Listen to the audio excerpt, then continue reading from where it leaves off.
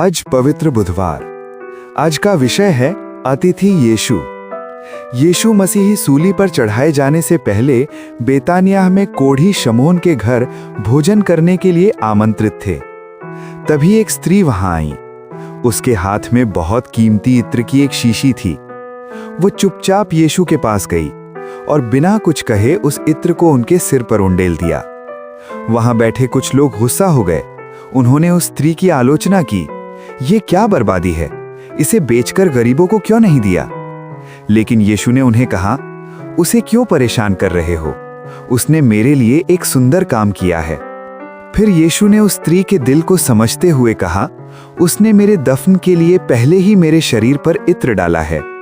और सबसे खास बात, यीशु ने कहा, जहां जहां संसार में सुसमाचार सुनाया जाएगा, वहां इस स्त्री के काम को भी याद किया जाएगा। आज हम परमेश्वर को हमारे परिवार में, हमारे व्यक्तिगत जीवन में आमंत्रित करना चाहते हैं क्या? परमेश्वर कहते हैं, देख, मैं द्वार पर खड़ा हुआ खटखटाता हूं।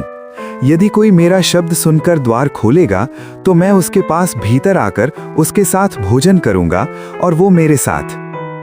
इस स्त्री से हमें क्या सीख मिलती है? यीशु मसीह शमौन के घर में आमंत्रित थे, लेकिन असली अतिथि सत्कार वो स्त्री ने किया। यीशु मसीह ने कहा, मत्ती 10:42 में, जो इन छोटों में से एक को मेरा चेला जानकर सिर्फ एक कटोरा ठंडा पानी पिलाए, मैं तुमसे सच कहता हूं, वो किसी रीति से अपना प्रतिफल न खोएगा। सच्चा प्रेम त्याग करता है। उस स्त्री ने अपनी सबसे कीमती चीज यीशु को दे दी। हमें भी सच्चे प्रेम में त्याग करना सीखना चाहिए। लोग क्या कहेंगे इसकी चिंता मत करो। लोगों ने उसकी आलोचना की, लेकिन उसने अपने दिल की सुनी। प्रभु दिल देखते हैं, दिखावा नहीं। यीशु ने उसके काम को सुंदर कहा क्योंकि वो दिल से था। हमारे इरादे सबसे ज्यादा मायने रखते हैं। सही समय पर सही काम करना जरूरी है।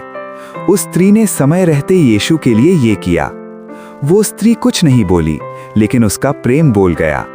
लोगों ने उसे गलत समझा, लेकिन यीशु ने उसका दिल पहचान लिया।